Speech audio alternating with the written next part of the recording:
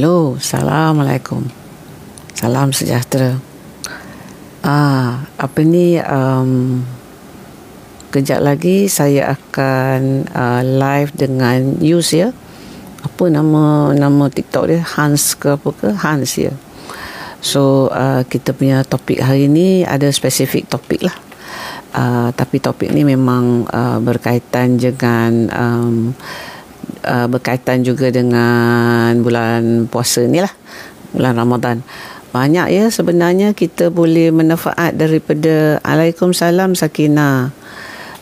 Banyak ya kita boleh manfaat bulan puasa ni.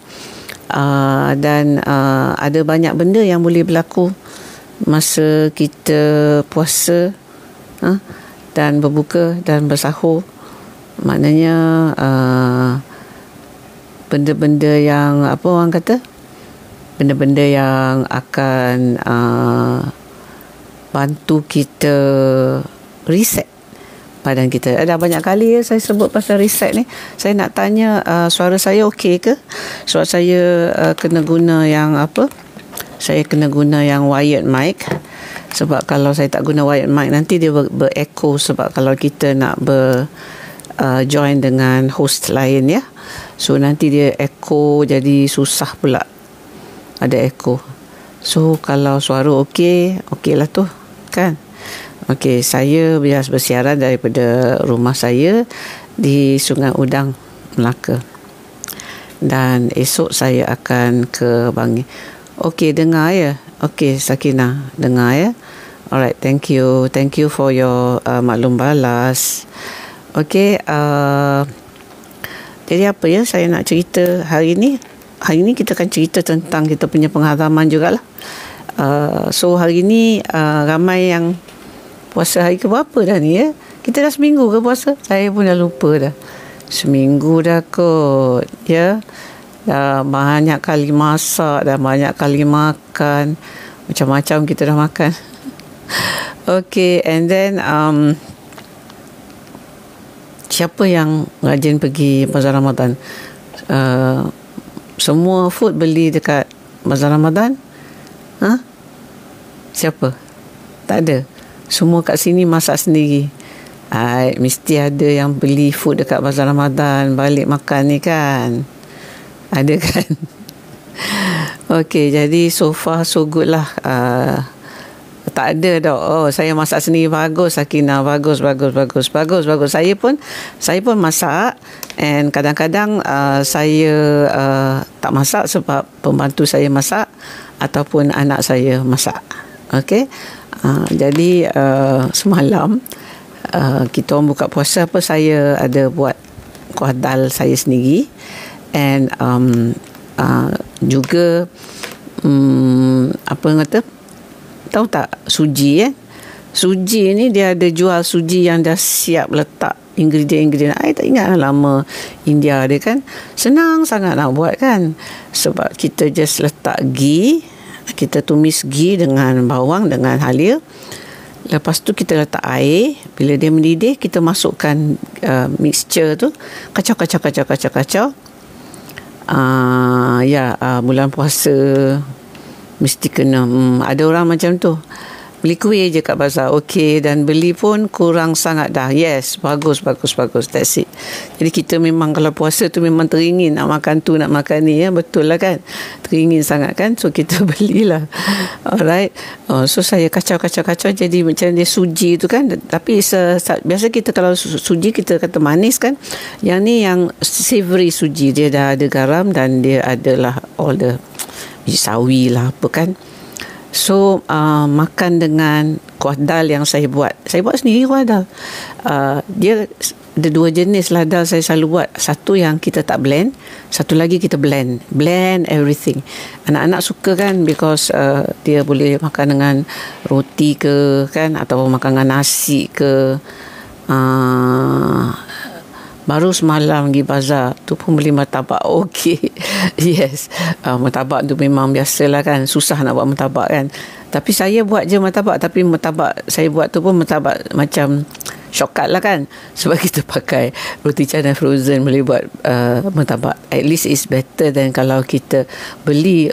Kalau martabak yang beli tu dia tak banyak khasiat sangat kan, selalunya kentang je banyak kan. Tapi kalau kita buat sendiri, kita akan guna daging cincang, tak adalah guna potato banyak sangat kan, dengan telur. And then kalau saya akan ada telur dekat rumah, telur ayam. And then kalau saya kat Bangi, saya akan beli telur yang antibiotic free, actually chemical free egg lah, yang ada omega lebih dan natural feed. Okey, sebab itu kalau telur ni kan, kalau dia telur biasa tu dia pucat sangat kan. Dia pucat tu sebab dia punya omega tak cukup, sikit sangat omega. Okey, so saya nak bagi tahu you, saya dah standby ya.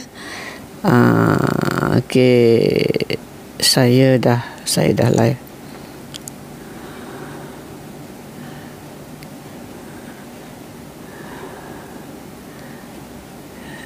Tunggu Yus jemput je ya. Tunggu Yus jemput. Bila dapat jumpa Sakinah, saya ada kat 2 tempat. Satu, kalau ada appointment, saya pergi atas klinik Taqwa Bangi. Kalau tak, saya ada dekat Bangi lah, atas klinik Taqwa Masjid Tanah ataupun dekat Bangi. Kalau nak jumpa saya, sama ada pergi Bangi atau pergi Masjid Tanah. Tapi buat appointment lah, buat temu janji. Kalau buat temu janji, memang saya ada lah. Okey.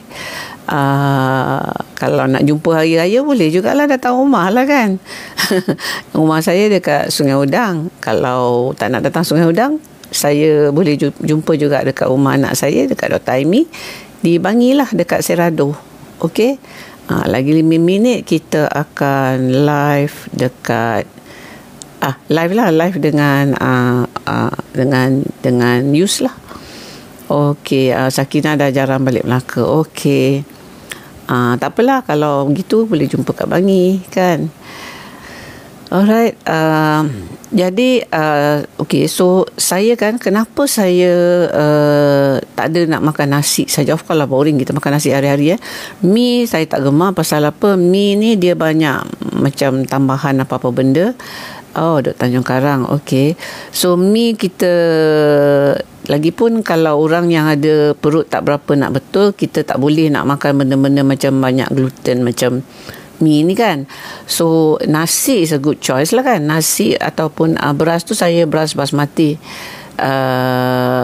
Doakan saya, moga saya Nur Hafizah Rozidin dapat sambung study kat masjid.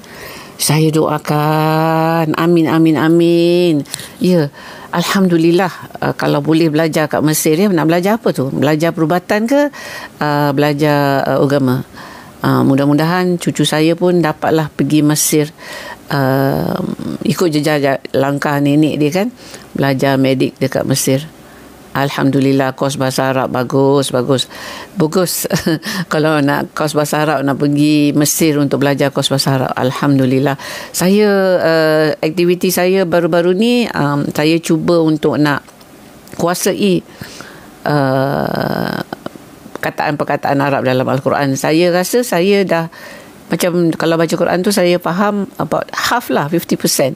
Tapi yang the other 50% tu susah sangat saya nak kuasai kan. So sekarang ni saya make it a point lah. Saya bila saya baca yang Al-Quran tu, saya tak aim nak habiskan satu juzuk, tapi saya telitikan perkataan-perkataan dia untuk nak faham makna dia. So I'm trying my best untuk nak faham makna Al-Quran. Doakan juga moga dapat keputusan yang cemerlang. Amin. InsyaAllah kos bahasa Arab dekat STEM ya sekarang, mudah-mudahan dapat keputusan cemerlang. Saya doakan. Orang kata doa, bila kita doa ni, especially doa sebelum buka puasa, memang sangat-sangat mujarab ya. NHBR saya doakanlah, InsyaAllah. Okey, so saya cakap tadi, saya buat suji. Selain daripada saya suka masak selain daripada nasi, saya masak quinoa, millet, dan baru-baru ni latest trend, saya masak suji. Saya makan bawang putih dah hilang batuk saya, alhamdulillah. pam hari-hari, that means to say you ada lelah. You ada lelah, you memang kena jumpa doktor pakar, Sakinah. You tak boleh biar macam tu saja. Jumpa doktor pakar. Sebab kalau kita biasa semput hari-hari, dia akan bahaya kalau kita tak jumpa doktor pakar dan dapat rawatan yang boleh kawal kita punya kita punya lelah tu. Sebab apa? Nanti lama-lama paru-paru kita boleh rosak. That's why kita kena kita kena make sure rawatan tu kontrol kita punya lelah supaya kita tak payah nak orang kata pam hari-hari. Okay, alright. Okay, so apa lagi ya? Back to suji, quinoa, millet, beras basmati. So kenapa ya? Sebab yang saya sebut tadi tu glycemic index dia rendah. Jadi untuk orang yang nak jaga dia punya gula, tak nak gula dia spike, memang cantik lah kalau kita make sure kita punya gula tak spike kan.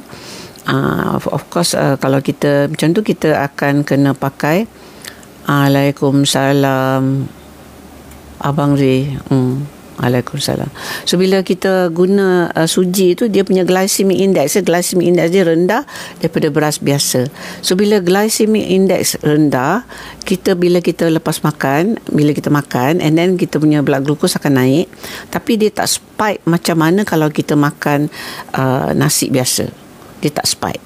Sebab apa saya tahu? Sebab suami saya dia memang diabetik dan dia pakai alat CGM, continuous glucose monitoring.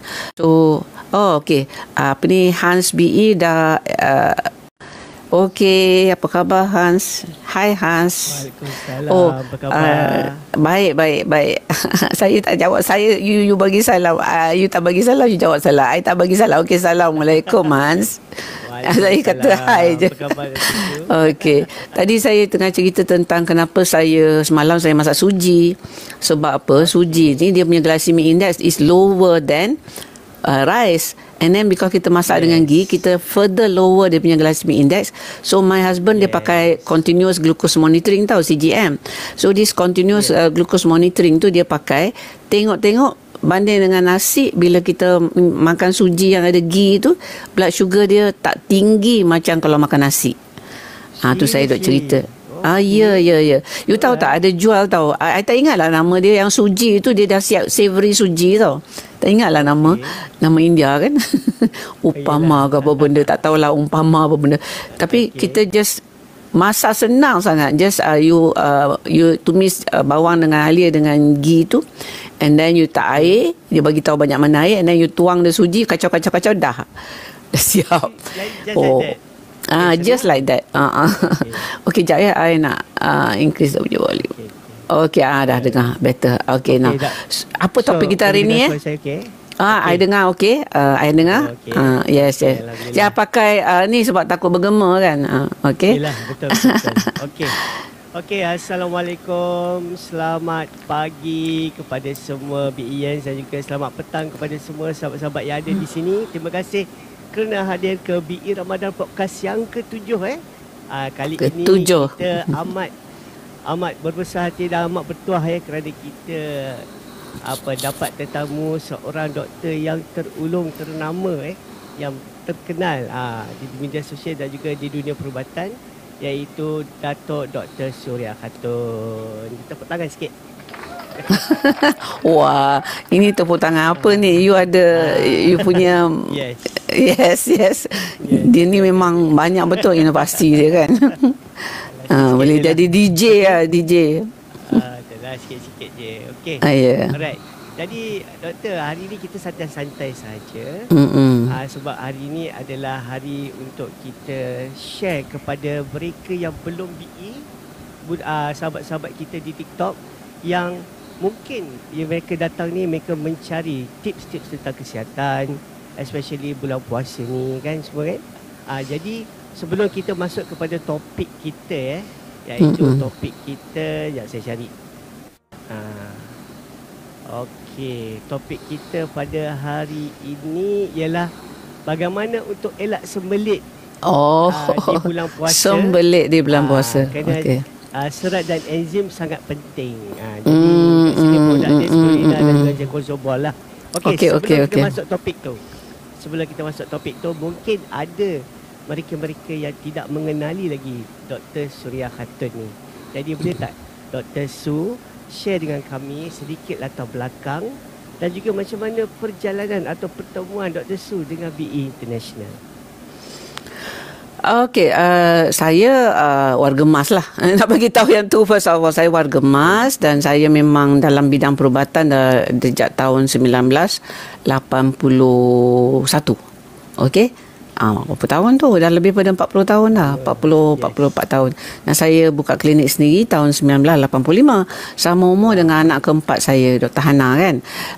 Dan anak saya ada dua yang medical doctor. Menantu saya pun ada medical doctor. Husband saya memang dulu mantan pengarah masa dia dah pencen, mantan pengarah Hospital Tuanku Jaafar Seremban lah, Dr. Jaafar Cik Mat. Nama pun Jaafar. Okey, jadi saya memang saya medical doctor, saya kelulusan Mesir kan. Apabila saya balik Malaysia, saya tengok saya macam tak puas hati dengan jadi doktor ni. Pasal apa? Saya berkobar-kobar nak rawat orang, nak bagi orang sihat. Tapi saya tengok apa saya buat ni? Batuk bagi ubat batuk, sesama bagi ubat sesama, demam bagi ubat demam, kencing manis bagi ubat tahan kencing manis. What am I doing kan? And then bila saya tengok pesakit dekat ward tu macam-macam ragam apa semua, saya kata there must be something else selain daripada just drug. Sebab apa? Rawatan doctors memang is drug, only drug treatment.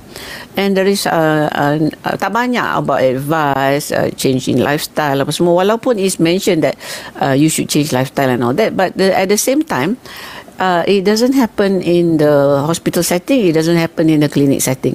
So saya lepas saya dah habis saya punya housemanship, I was posted untuk jadi outpatient department. Memang usually like that lah, unless you dah ada tekad you nak pergi specialize sana sini, dia orang akan post you balik kat ward.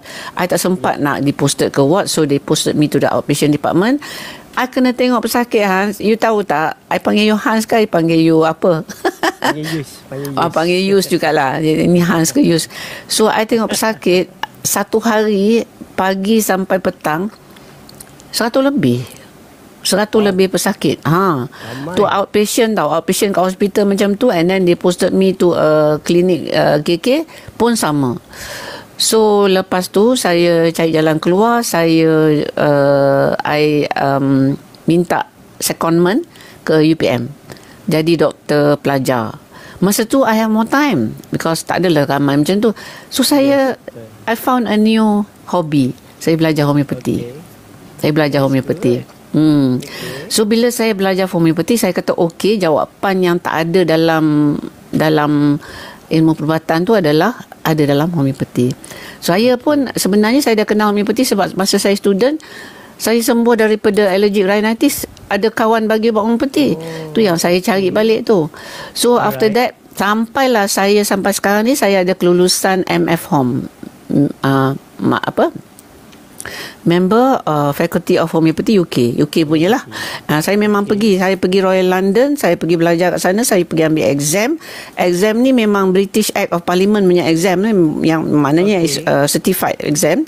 And saya dapat distinction. Pelik kan? Saya dapat distinction because before that saya dah practice dah 20 years. I dah tahu homeopathy from local lah kan.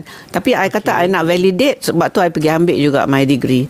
So lepas pada tu I buka sendiri. Before that I was attached to before I keluar buka sendiri, I was with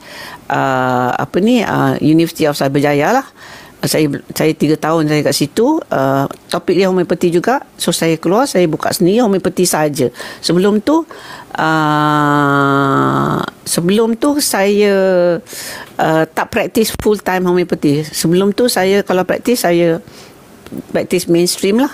Kalau homeopati saya on the side aja. Lepas tu memang with all the regulation apa semua, saya kata saya fokus homeopati sekarang. Saya tak nak buat mainstream.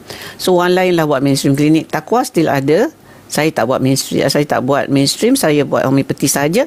Plus saya homeopathy, holistic, functional, and I pun ada coaching degree in professional coach, as well as spiritual and energy healing. Tu semua saya ada certificate je lah. Ya, tak adalah nak sebut macam grand sangat kan. Okey, itulah background saya. And then tentang BE, macam mana saya boleh terjebak dalam BE? Saya memang terjebak lah, tergelincir, jatuh dalam BE, terjatuh masuk dalam BE. Jadi mula-mula jatuh cinta dengan produk sebab saya sebelum tu lutut tak ramai. Memang saya ni orang kata pelik, orang pelik. So lutut saya nak bengkok sangat kan, tak boleh tau. Saya kena bengkok, saya ingat ini akibat saya pergi belajar dekat UK lah, sebab berjalan banyak saya kat UK dengan cuaca sejuk. I dapat macam lutut ni. Lepas tu saya dapat problem lutut ni masa 2010 tu. So saya nak lipat kaki saya masa nak duduk antara dua sujud tu, memang sengit. Tapi lepas saya pakai Alora ni, yang orang kata dah terjatuh cinta, saya pakai Alora. Lepas sebulan setengah, kaki saya boleh lipat macam biasa. And more terperanjat is I boleh mencangkung, which before that I tak boleh mencangkung dah 5 tahun. So I kalau my husband pergi berhenti tempat toilet, tak ada toilet, sitting toilet tu, I marah kat dia. Apalah bang, you tahu I tak boleh ni, I tak boleh nak bend tau tak. So Alhamdulillah, lepas tu terjebak accidentally kan. And then I share lah, sebab saya kan ada page Facebook. Masa tu maybe about 150 ke kan, audience saya kan. So saya bagi tahu, saya boleh nyangkung, kaki saya dah boleh lipat. Ramai pula yang join saya. jadi saya dah jadi ambassador. Binatang apa ambassador ni? Saya pun tak tahu sebenarnya. I know nothing tau. And then I ajak my anak saya pun excited. Sebab apa? Saya bagi kat dia, bila dapat PRV tu saya bagi anak pakai. Dia pakai baru dia faham apa yang what am I bising about. So bila dia orang start to join apa semua, I tak sedar bila I up rank. I sebenarnya tak sedar. Dia selepas saya dah up rank sampai ECA, barulah saya start belajar sistem Imagine. So I came in with zero knowledge, even though kononnya pandai SB, PGSB, banyak mana point apa semua. Kena pergi yang leadership meeting, barulah faham kira-kira apa semua. So actually memang I tak suka as usual lah, tak suka direct selling, tak suka multi level marketing. Terjebak sebab produk yang terlampau bagus, dan terus terjebak sebab jatuh cinta dengan orang BE. Sebab orang BE ni kebanyakannya my upline semua, kalau bergaduh pun, I memang bergaduh dengan upline kadang-kadang. Tapi bergaduh adik-beradik, kawan-kawan, tak lama lah, sekejap aja. Kan? And then tak adalah nak cantas-mencantas ke tembak-menembak, tak ada langsung. So because of that, this is where I am. Dan begitulah ceritanya saya terjebak dalam BE, walaupun dah warga emas ya. Jarak anak-anak je lah, insyaAllah. Okay? Okay. So I sebelum ni saya fikirkan Dr. Aimi yang join BE dulu. It's not, it's you dulu Actually kita orang join serentak. Saya daftar and dia daftar bawah saya at the same time. Okay. Sebab tu saya jadi upline. Kalau tidak, I jadi downline dia lah. Okay, so tu dia kata, you nak masuk, you nak I daftar bawah you ke you daftar bawah I. So macam tu. So she's my downline, but dia kira data memang serentak lah. So you tahu daripada mana ni Alora Pen?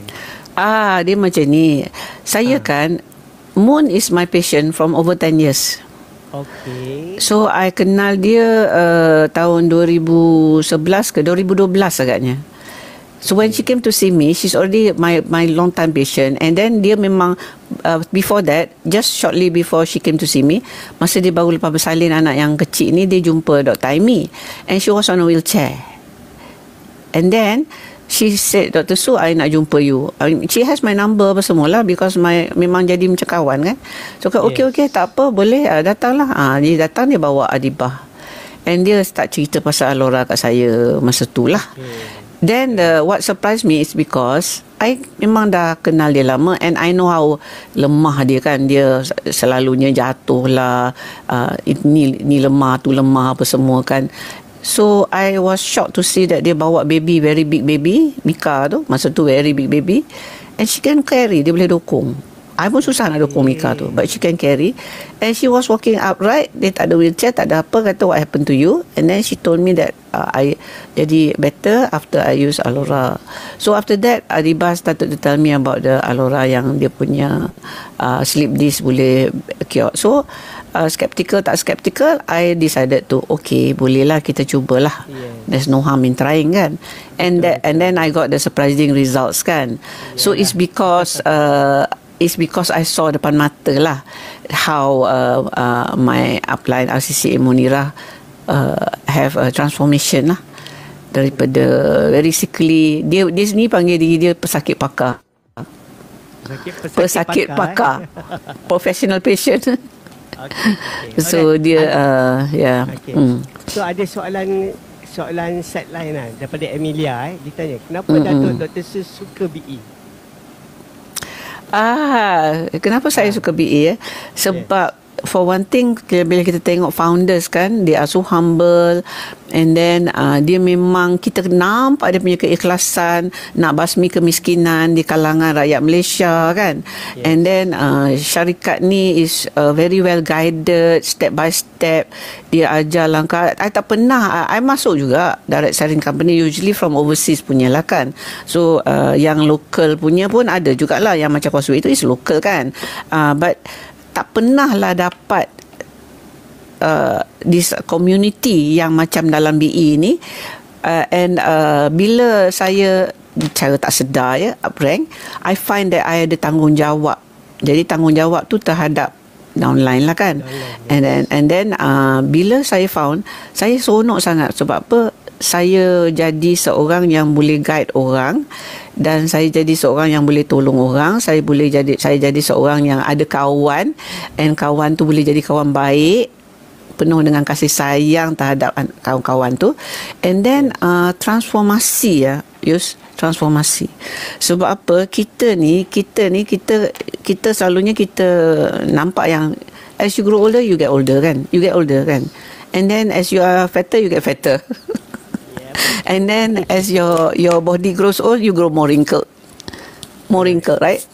And then as for me, I bongkok kan. I bongkok sebab apa? My muscle tak kuat. Sebab I know I dah dapat sarcopenia. Nak buka botol pun payah. Tapi satu persatu guna produk BE, ada something impossible happen. Mission impossible happen. Apa yang berlaku ialah I transform. Banyak segi even emotionally I transform. Saya ni orang je nampak macam saya ni outgoing, boleh bercakap, boleh jumpa orang apa semua. But personally I am a secret introvert. I tak suka jumpa orang sangat sebenarnya. I pernah, kalau I pergi any party kenuri ke apa ke, kenuri lah, I pergi, kalau orang kalau nak balik salam semua orang, cium hak cabut kan. I will sneak out. That is an introvert punya perangai lah. Dia suka sneak out kan. But I'm not like that now. I'm not like that now. I dah sejak yang join the keluarga BE ni, I become very open, sociable. And there was one point masa awal-awal tu, I don't know why, ini fenomena kan, sebab jarang medical doctor with homeopathy and ni warga emas tu join BE. So orang BE memang suka dengan saya, tapi saya tak suka. Saya tak suka tau. Saya sampai gerambal-gerambal dengan Aimi. Aimi macam mana ni? I dok kena ambush, kena tangkap gambar sana sini. Ayah, dia orang nak interview lagi, ya Allah, nak lari-lari balik. Jom. But nowadays I serah diri je. Tak apa. Baru ni yang pergi Johor tu, sampai orang Singapore jumpa 4 or 5 Chinese ladies jumpa saya, ambush saya, siap interview, siap tangkap gambar seorang ke seorang. I'm okay with it. Dah okey, tak ada apa-apa.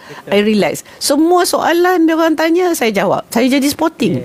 Daripada seorang yang secret introvert, yang orang tak tahu saya introvert, saya jadi close up. And then even my patient kata, Dr. Su ni well known to be garang tau. So dengan pesakit saya pun tak senyum, garang. Macam ni.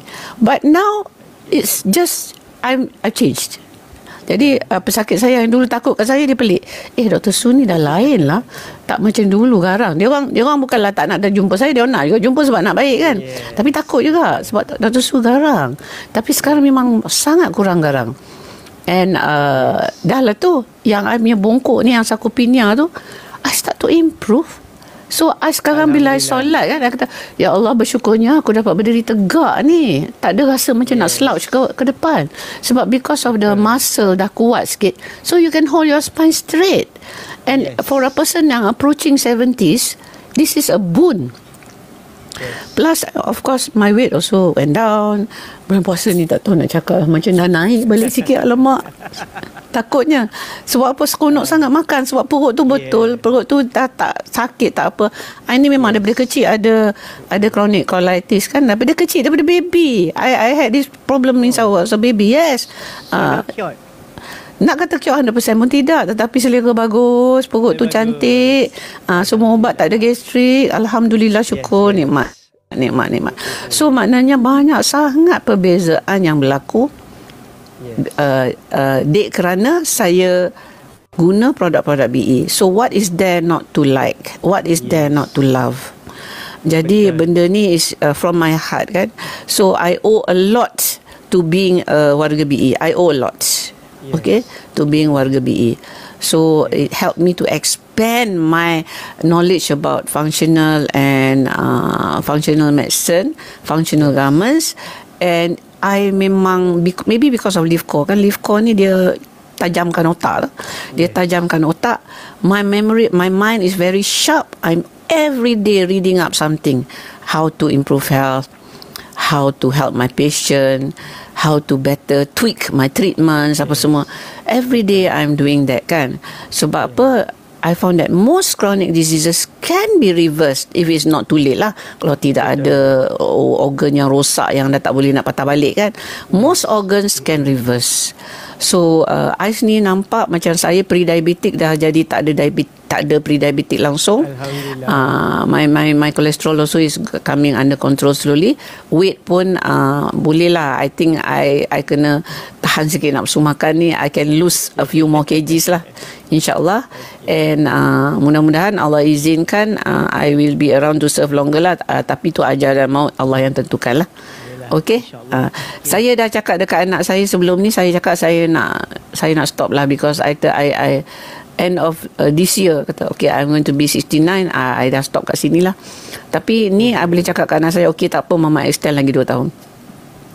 Because why? I have the energy. Kalau tidak ada penat lah. Tak penat. Sideline to that, yang you kata makan Livco make you focus, right? Bagi saya dia alleviate my brain fog. Brain fog tu yes. Sebab I never had a brain fog, but my mind is very sharp now. Very sharp. Very sharp. Senang nak tangkap, senang. And then kita baca kadang-kadang boring kan. Boring nak baca all the fakta. But now because the brain is sharp, dia boleh connect all the orang kata buat kata ada advertisement tu, sel-sel otak berhubung. Betul. So sel-sel otak tu berhubung. So because of that, dia make my mind sharper. And of course dia betulkan liver function kan. And then dia betulkan kolesterol. Betul. Yes. Alright, Dr. Su, kita jump right kita punya topik ya. Bagaimana nak topik elak kita sembelit di bulan puasa, dan bagaimana serat dan enzim yang sangat penting ni dapat bantu, and also produk spirulina dan zenkozo. Okay, before that saya bagi general tips lah tentang sembelit ni kan. Because kita, of course lah, kita kena bagi juga general tips tu kan. So kenapa orang tu boleh sembelit? Dia ada banyak sebab ya. Some of it can be helped. Macam saya, my sembelit come from kecil, because I'm lactose intolerant. Tetapi orang dulu-dulu tak tahu tentang lactose intolerant. So bila my mother masuk ward kan, I automatic dia orang sumbat susu botol. And I'm lactose intolerant. So after that I dapat cirit yang very prolonged. After that, of course lah sembelit. So that one was when I was 5 months old, I started having this That's why I said my bowel problem very long ni. So that can be a reason. Maknanya daripada kecil you makan tak betul. Macam I dapat susu formula yang banyak laktosa dan saya lactose intolerant. So that can be a cause for semelit. Okay. Tapi the most people dia semelit ada sebab. One, tak bergerak. Orang pekerja office. And then number 2, makan tak cukup fiber. Orang kita, orang tak kira lah bangsa, kebanyakan tapi mostly orang Melayu tak suka makan sayur, tak suka makan buah. So, and then dia suka makan apa? Nasi dengan lauk. That's it. Then suka pula makan fast food. Burger, hot dog, sausage lah, apa semua. Ini memang formula yang paling baik untuk semelit. Okay, and number 2 is tak bergerak lah. Keluar sebelum matahari, matahari terbit, balik selepas matahari terbenam. Ni pun tak jumpa matahari, tak dapat cukup vitamin D, and then tak bergerak, and then ubat-ubatan. Ada ubat hospital yang juga boleh menyebabkan semelit. Satu lagi teh.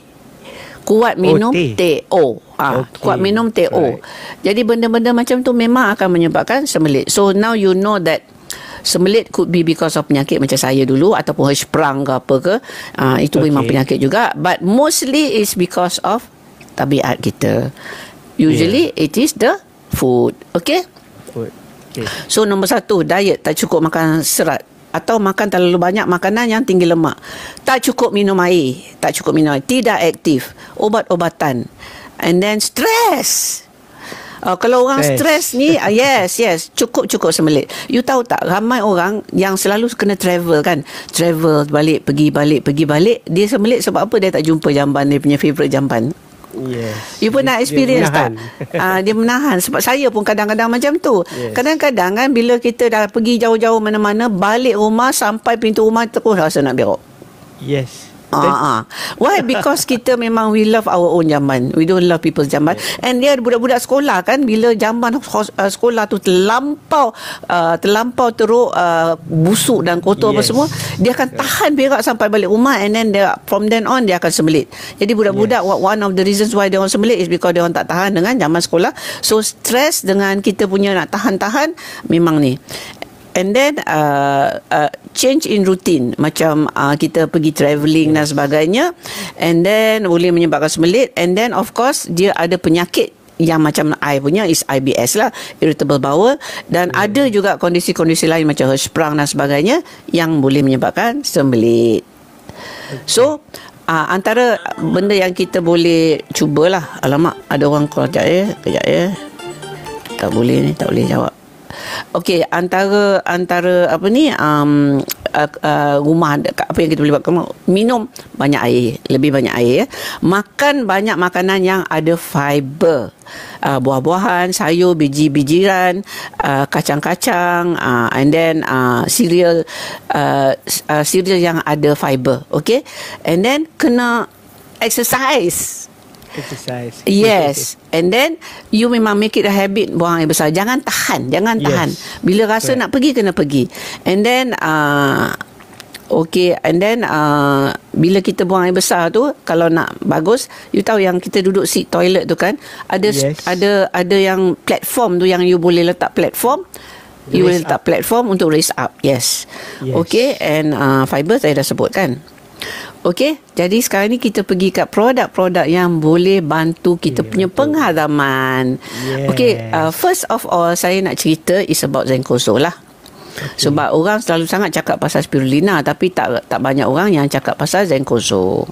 So apa dia Zenkoso ni? Okey. Dr. Su, nak tanya sikit, ada soalan kat sini. Okay. Bahaya ke semelit ni? Bahaya jugalah. Bahaya in the sense of sembelit ni boleh menyebabkan kita punya detox tersumbat lah. Dia macam ni tau. Kita kan bila kita proses kita punya toksin dalam badan kan, when we process our toxins, so akan ada yang akan keluar pergi ke berak, ada yang akan keluar pergi ke air kencing. So katakanlah ada yang keluar pergi ke berak kan, so berak tu dia nak kena keluar pada badan kan. Kalau dia tak keluar pada badan, kita punya intestine tu macam traffic jam, betul tak? So kalau traffic jam, yang nak keluar kemudian tu kat mana dia nak pergi? Sebab dah ada jam. So dia akan backflow. Salam. Dia akan backflow. Bila dia backflow, toksin tu pergi balik ke darah. Oh, dia masuk balik dalam darah. Yes. So jadi maknanya kita punya detox organ tu tersumbat. Okey, alright. So bila detox organ kita tersumbat, yes, bahaya. And then kan, bila kita sembelit, kita punya bakteria baik tu, bakteria baik kita, dia maknanya sembelit itself means kita punya bakteria baik tu tak bagus. You see, it means to say we do not have a good microbiome. And we sembelit partly because of that microbiome. So because kita punya microbiome tu tak betul, okay, pincang, kita tak dapat energy that come from the reaction of the fiber with the microbiome. Maknanya kita punya short chain fatty acid tu tak menjadi. Butyrate kita tak menjadi.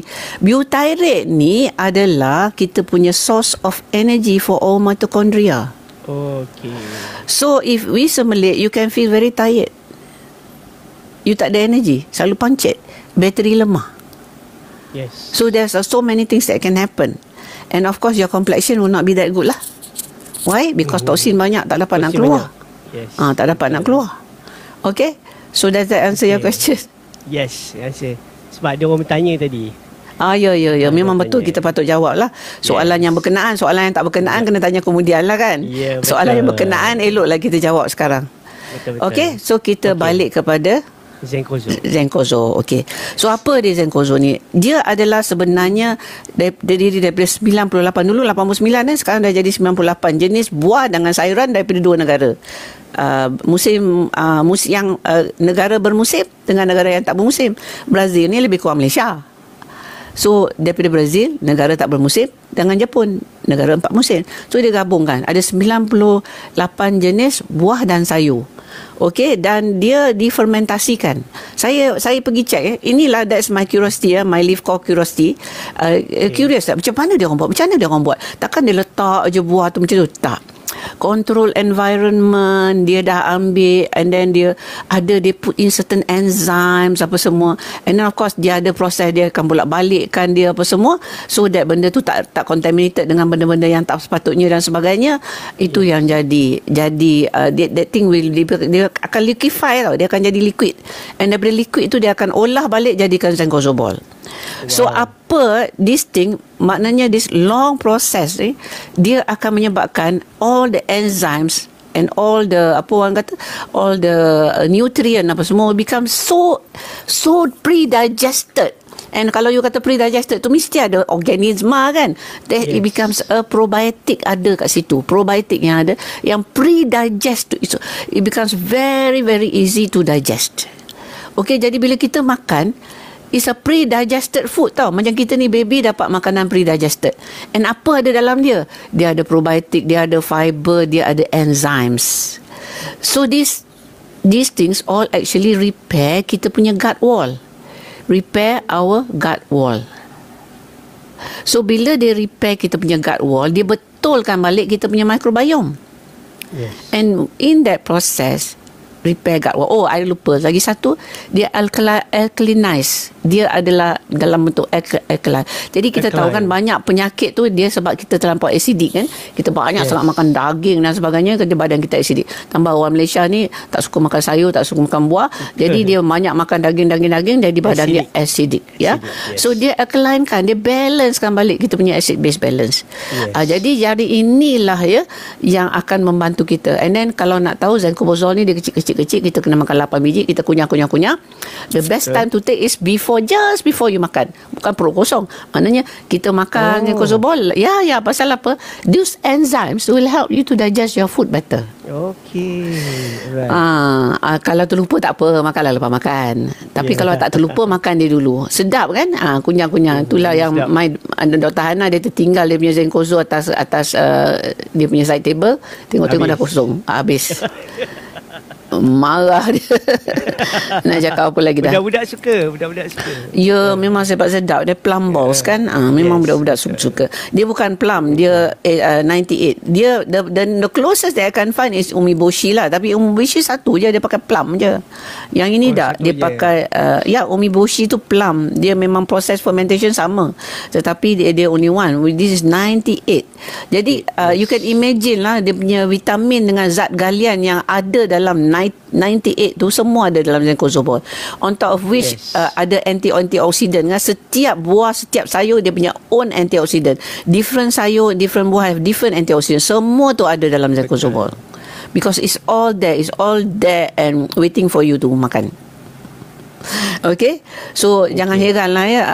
Kita selalu buat joke kan, janganlah zenkozo ni kena pre-order. Kalau pre-order 8 tahun baru dapat. Betul. Waalaikumsalam. Ya Damba. 8 tahun baru dapat. Aduh, kelakar lah juga kan. Okay. Kadang-kadang ada juga orang tanya saya, kalau zenkozo ni dah 8 tahun, company BE ni baru 7 tahun. So macam mana tu? Dia tanya. So saya jawab lah, benda ni dah lama dah ada. Ya, zenkozo tidak bermula dengan BE. Sama macam Kodenshi tidak bermula dengan BE. Dia dah ada sebelum tu. Yang pergi cari adalah founder kita. Founder kita yang pergi cari. So jangan heran lah, benda tu dah wujud. Tinggal lagi kita ambil dia, kita bawa dia ke Malaysia. And ada kemungkinan kita juga bagi brand name zenkozo tu, tapi mungkin dia dijual di tempat lain dengan nama lain. Tapi saya belum pernah jumpa lagi lah yang zenkozo ni. Saya tak jumpa lagi yang macam ni. Ya. Okey, Dr. Su, ada satu set question ni daripada Amelia. Kalau kita makan buah aja cukup ke? Ataupun perlu tambah zenkozobol? Buah dia tak fermented. Unless kita fermentkan buah kita lah kan. Tapi zenkozo dia fermented. Kalau nak tahu kan, dia punya proses fermentasi yang panjang ni, kunci ni adalah dia punya period fermentasi memecahkan bahan tanaman menjadi nutrisi yang easy to digest. Kalau buah dia as is lah kan. And then molekul dia berukuran mikro. Proses fermentasi menciptakan molekul kecil yang mudah diserap. Okay. So memang dia berbeza jugalah. Jadi kalau you makan buah pun elok jugalah you makan zenkozo ni. Okay. Alright. Okay guys, zenkozo. Zenkozo. Okay. Tak cuba maka tak tahu dia punya kelebihan ya. Ada orang yang bagi maklum-maklum, my gula dalam darah improve zenkozo sebab dia untuk penyakit yang metabolik, dan dia supply kita punya mitochondria. Dia also supply enzim yang mitochondria need to produce the ATP energy. Dia bateri. Bateri. Jadi kita dah dengar dua benda ya, microbiome produce short chain fatty acid, butyrate bateri mitochondria. And then zenkozo enzim pergi ke bateri. Okay, so kalau kita nak bertenaga, nak jadi superpower, zenkozo plus sunshine. No sunshine tak boleh juga. Sunshine is important. Okay, have you had your sunshine for today? I dah pergi dah keluar tadi. Dah tadi. Dia kena. Tadi pagi saya balik kampung, tengok mak ayah saya hantar Ciruto dengan Magnific kat dia. So, dah kena sunshine dah ya. Alhamdulillah. Sunshine is so important. Dia kalau imagine lah, kalau you kan, you need the sunshine tau. Kalau you pernah tengok cerita Ultraman. Saya kecil-kecil dulu memang Ultraman selalu kan. Ultraman. Mana dia dapat energi dia? Dia kena pergi kat matahari tau. Dia Dia dapat solar energy baru dia recharge. Sebenarnya kita manusia pun we need that. We need the solar. Yes. Kita je tak tahu. Okay, jom kita beralih ke spirulina. Yes. Okay. So spirulina is the other produk BE yang boleh bantu orang yang sembelit. Tapi not everybody ya, Yus kena faham ya. Spirulina ni kita orang BE, kita jujur, honest, telus. Bukan kita nak tee up atau tee down produk, tapi kita kena bagi tahu precaution juga. That's what it means to be honest and truthful. Okay. So ada segelintir orang dia makan spirulina, dia boleh sembelit. Tapi tak ramai. I'm not one of them. I makan spirulina, I'm okay. Kebanyakan orang makan spirulina, dia akan bantu sembelit. Pasal apa? Sebab dia ada fiber tinggi. It's high in fiber. And then dia juga ada a high amount of magnesium, which is well known to cause lawas. Okay, Yes. magnesium. On top of which, number 3, dia adalah sejenis prebiotic. Kalau you makan spirulina regularly, dia akan betulkan you punya kuman usus menjadi kuman usus yang lebih baik. And you know, most problems of sembelit is because kuman usus kita tak betul. Berak macam kambing lah, apa semua tu kan, susah nak berak apa semua. So dia betulkan pula kuman usus. Okay, and then dia repair cell wall. Pasal apa dia repair cell wall? Sebab dia punya nutrien lah, vitamin, zat galian, antioksidan, phycocyanin, semua ada dekat dalam dia, klorofil apa semua, dia repair cell wall. Bila dia repair cell wall, jadi tidak ada sebab untuk radang. Sebab antara sebab yang contohnya yang IBS apa semua, ada radang yang menyebabkan sembelit tu, radang. Okay. So semua ini spirulina boleh cover. Okey, jadi maknanya of course lah kita kena cukup minum air. Okay. And as I said, there is a small amount of people yang terbalik efek dia. Itu tak tahu pasal apa. Maybe because spirulina is so rich, they are not ready for it. I selalu believe that those who get mudarat bila dia makan benda yang bagus, ada benda yang badan dia kena betulkan dulu. Contohnya mungkin dia boleh spirulina lepas dia betulkan after they take a lot of leaf core ke apa, liver dia dah betul, baru dia boleh. Sama macam Shiruto. I selalu I cakap kat orang, you start dengan Shiruto, salah. You start dengan leaf core. Leaf core tu akan prepare your body for the Shiruto. Sama dengan spirulina. Leaf core akan prepare your body for the spirulina. Okay? Yes, betul. Okay, jadi poin penting tentang spirulina ya, kandungan serat yang tinggi, dia adalah sumber serat makanan yang cukup baik, bertindak sebagai bulking agent, and then kandungan magnesium, and then keseimbangan bakteria usus. So I sebenarnya ulang balik apa yang saya cakap tadi. Ada research yang menunjukkan bahawa spirulina dapat secara positif mempengaruhi microbiome usus dengan mempromosi pertumbuhan bakteria baik, bakteria yang beneficial yang dapat meningkatkan pencernaan dan regular. You kena ingat satu ya, kita juga puasa. Puasa sendiri betulkan microbiome. Dengan syarat you buka puasa dengan benda yang bagus. Mana you spirulina tak tunjuk? Spirulina. Oh yeah. Cari gambar, hilang gambar. So dia apa dia? Spirulina. Okay, apa special tentang spirulina BE? What is so special about spirulina BE? Kenapa kita boleh gunakan tanpa was-was? Oleh kerana spirulina BE is organic.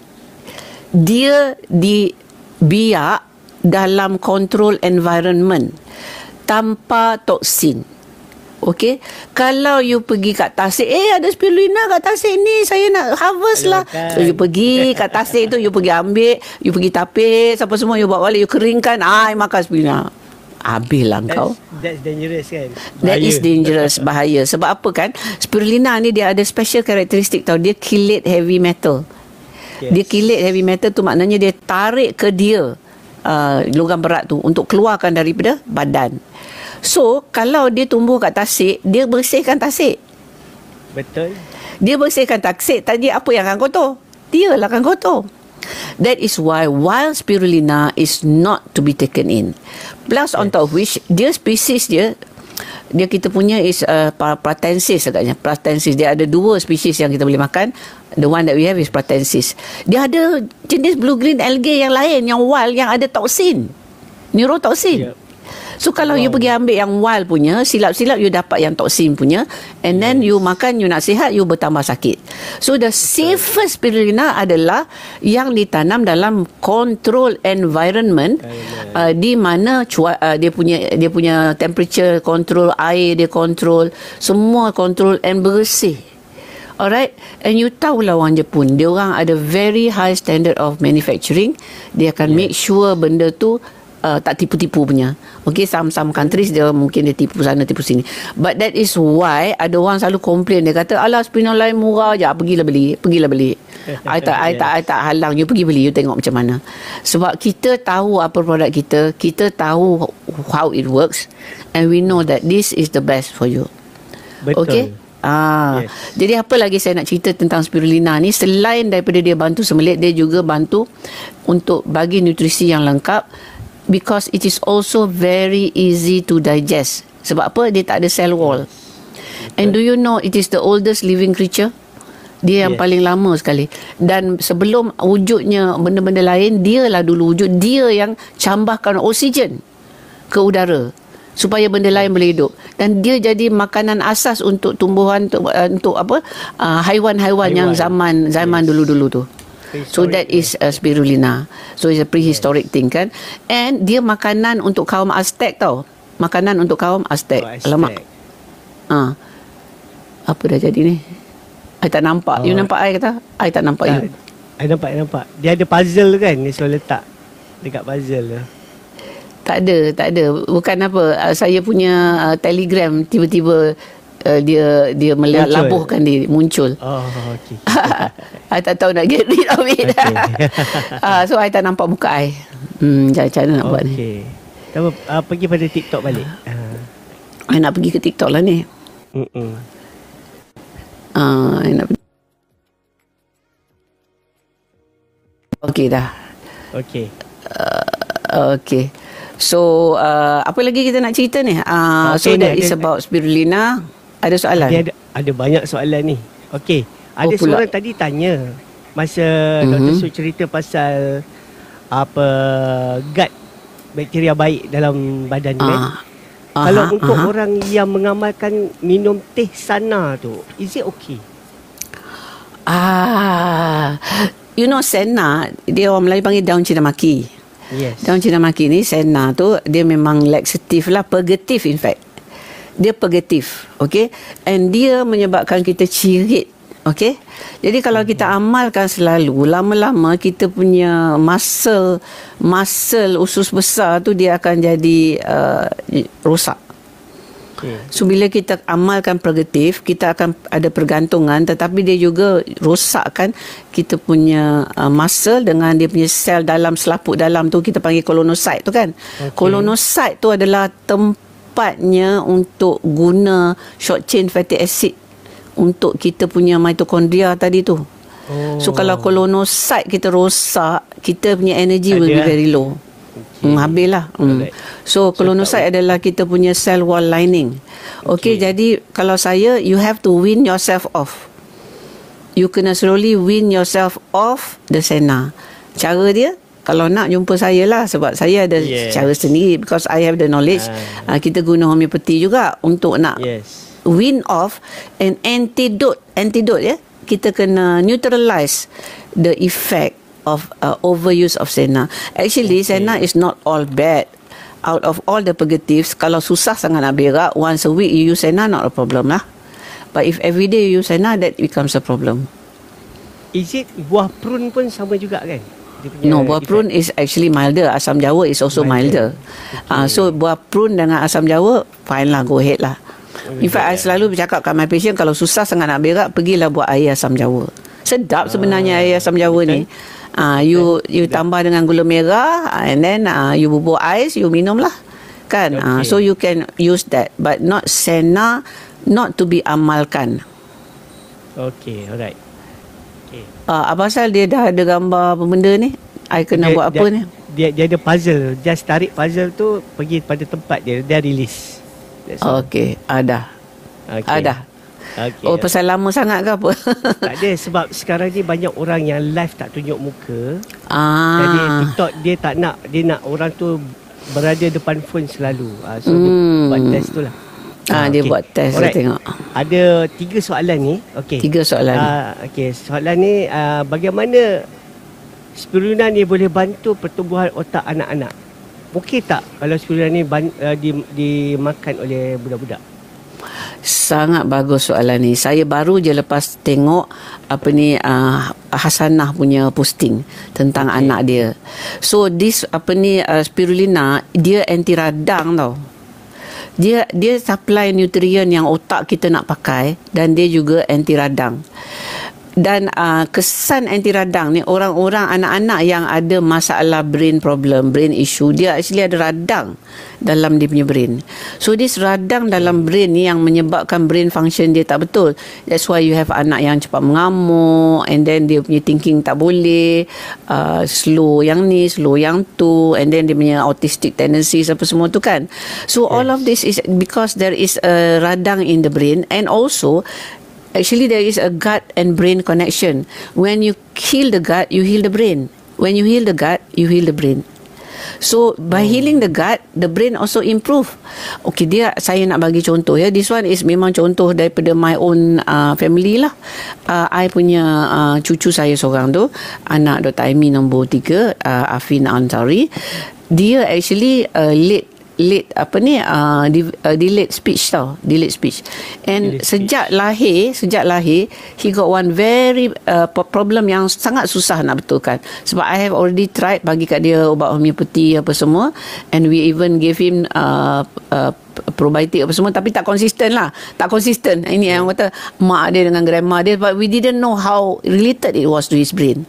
So but until I told Aimi, we really got to start him on regular spirulina, we must. So macam mana, Aimi found a way to persuade him to take the spirulina. I bawa balik daripada Perth. Ingat tak kita pergi Perth? So I jumpa chocolate probiotic balls kan. I kata, Aimi, kita bagi chocolate probiotic balls dekat Afin. So bagi, and then mak dia upah. You take the spirulina, I'll give you some more. So dia mula-mula dia makan spirulina tu sebab kena upah. But after that, dia sendiri nak makan. So he regularly take every day. So one thing that happened, that was quite a long time ago, dia punya pipi tu selalu ada ringworm tau. Always. Tak boleh nak hilang ringworm. The ringworm has disappeared totally entirely. Before this, dia disappear sekejap, dia datang balik. Dia disappear sekejap, dia datang balik. But ever since kita amalkan the spirulina regularly, it totally went disappeared entirely. And then dia kan delayed speech. So now he's speaking a lot more. Dia boleh vocabulary dia pun improve. He can explain, he can talk in sentences. Kalau tidak sepatah-sepatah je. He's now 6 years old. So memang kalau kita tengok kan, dia catching up. He is catching up. Tapi dia punya catching up by leaps and bounds was after taking spirulina. Because why? Because it got rid of the fungal infection in his perut, and it's not candida. Kita orang syak, because I have this bioresonance testing apa semua, kita syak is a type of aspergillus, and because the spirulina dia betulkan microbiome usus, dia got rid of the fungal infection. You macam ni tau. Dia kita punya perut ni, dia ada community tau, satu masyarakat. So masyarakat dia ada orang baik dengan orang jahat. Tetapi bila good citizen tu melebihi orang jahat by a lot, orang jahat tak boleh nak buat apa. They cannot do their damage. But bila citizen baik tu pupus, something naik. Okay, that is how orang perempuan dia also get candida and all that. Candida is present in everybody's perut, tetapi not to the point of going out of control. But when your microbiome, your kuman baik tak cukup, something keluar. So this spirulina, sebab dia balancekan balik kita punya good bacteria, so all the something have to keep in their place. So and then as I told you, there is two things: gut brain connection, gut skin connection. Gut brain, gut skin. So when you betulkan the gut, you betulkan your brain, you betulkan your skin. Because this microbiome, this kuman baik, do you know that they communicate dengan kita punya brain through the neurotransmitter yang communicate dengan bakteria tu pergi ke brain. So these neurotransmitters jadi pincang bila kita punya gut microbiome pincang.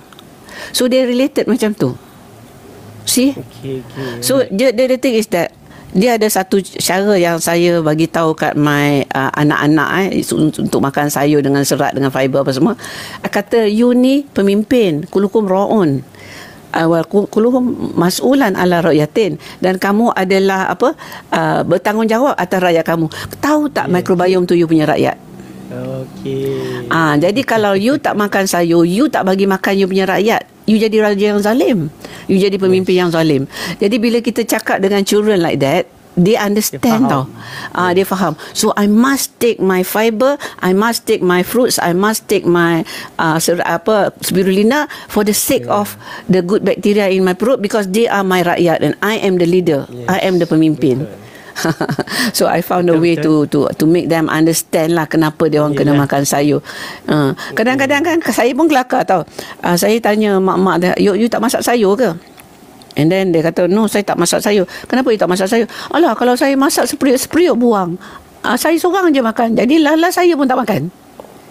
Do you find that funny? I find that funny tau. Yes. I find that funny, you know, because maknanya kan mak ni dia bow down tu pada anak dia. Yes. I have one anak, Dr. Hana. Actually, Dr. Hana ni tak suka makan sayur daripada kecil. She's my number 4, you know. You know what I do? Berbuih mulut hari-hari. I will repeat hari-hari without fail. I will tell her the benefit of sayur. I will tell her the benefit. I'll tell her why she has to take sayur. Sampai sekarang dia tak suka sayur, but she will definitely eat sayur very dutifully. Why? Dia kena mak tu kena bagi tahu. Kadang-kadang we have to say something 1,000 times before your anak can capture it. Betul tak? Tapi don't give up lah. Asal lu cakap dengan mak-mak ni, kata, siapalah, who is the pemimpin lah rumah you? Anak you ke you? You ke raja, anak you ke raja?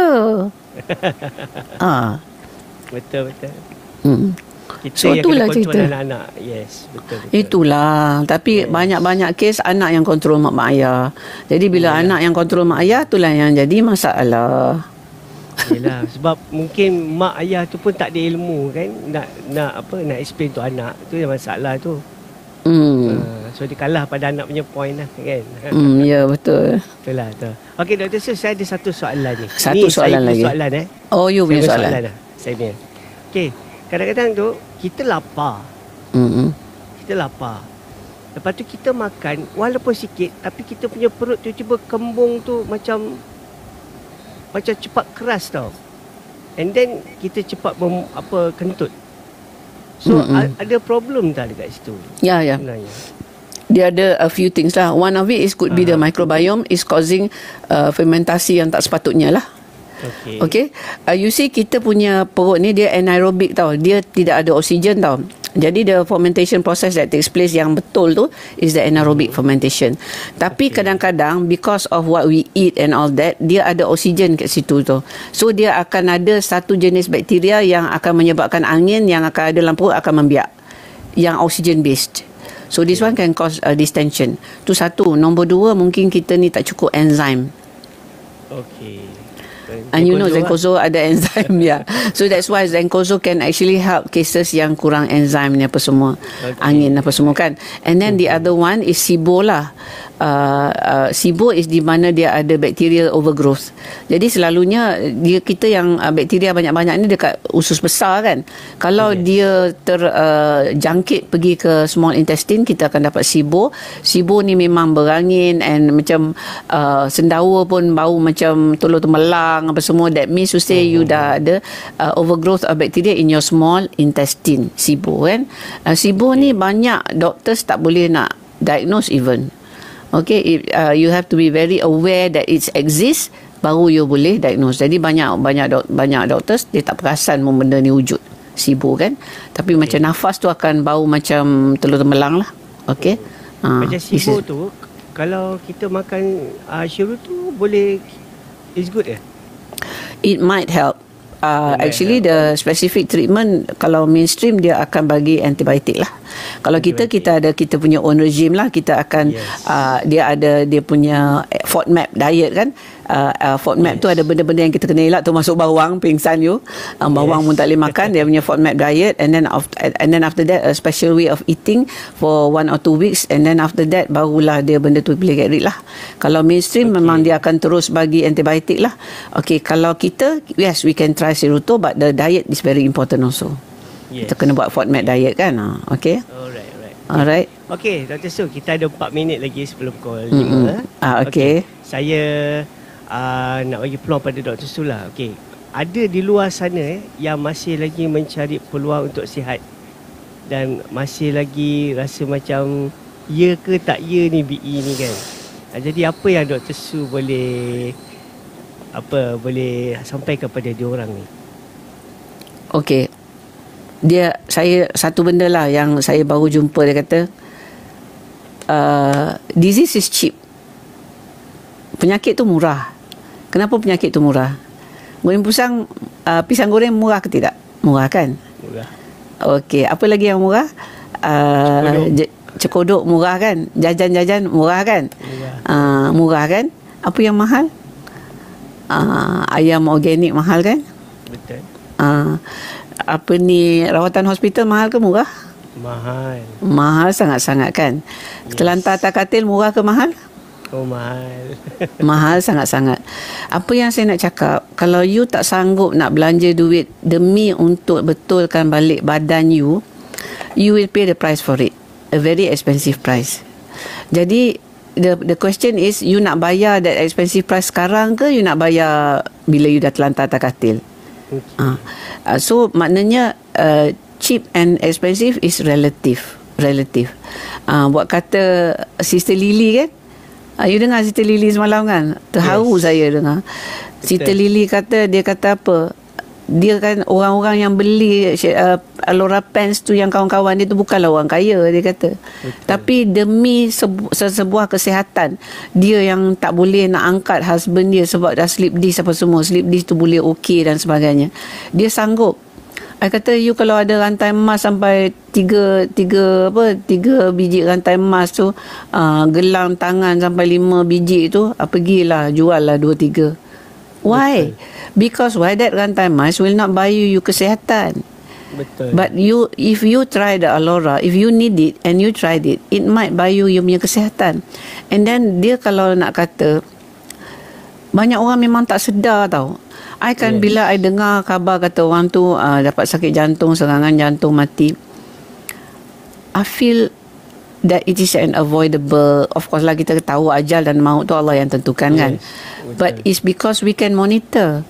We can monitor kita punya cholesterol level, we can monitor our BP, we can monitor our blood sugar, we can monitor everything. And we can monitor and we can do something about it. And banyak do something about it tu ada dalam BE.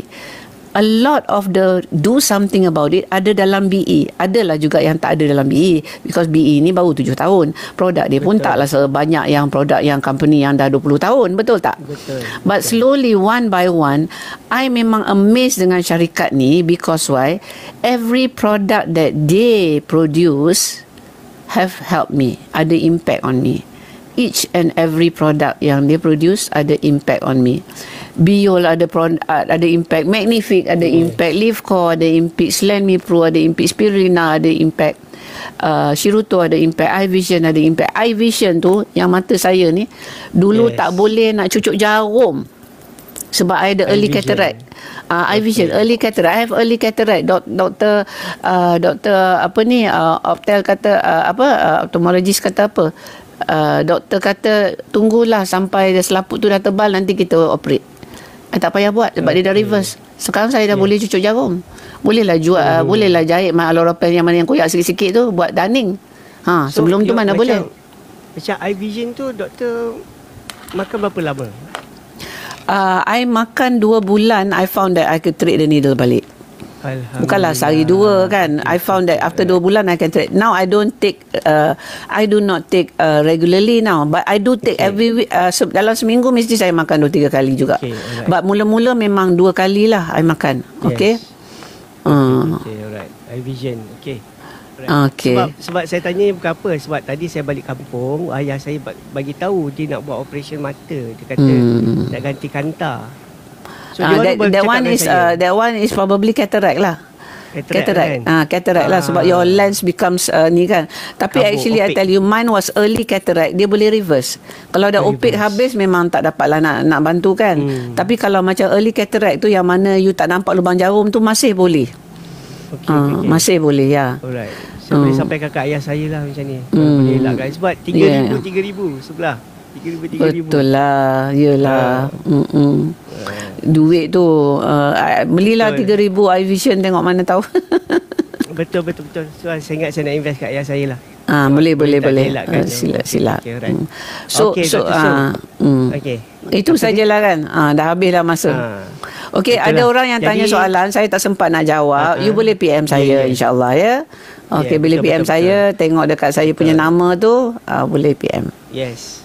Okey. Siapa yang tadi ada soalan kami tak dapat nak layan, jangan minta maaf sebab kita dah nak habis. Jadi kalau ada persoalan tu, korang boleh DM Dr. Su direct ataupun DM saya.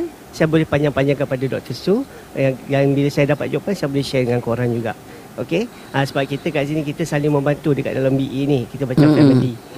Yalah. Alright, saya pun bersyukurlah saya dapat kena Dr. Su. Dr. Su pun banyak bantu saya dari segi kesihatan. Jadi Dr. Su, patah 2 kata sebelum kita akhiri. dah banyak patah dah Yusui. Jom sihat je lah. Jom sihat bersama jom BE sihat. dan Tok Dr. Su dengan Yus. Okey, itu dia. Okey. Terima kasih Dr. Su. Okey. Sama buka puasa. Terima kasih Sama buka banyak-banyak. sama-sama. Yang buruk tu daripada saya, yang baik tu datang daripada Allah Subhanahu Wa Taala. Sama-sama lah kita ya. Jadi kita Okey. jumpa di segmen yang lain. Terima kasih banyak-banyak. Assalamualaikum. Dapat sihat, dapat manfaat. Bye-bye. Bye-bye.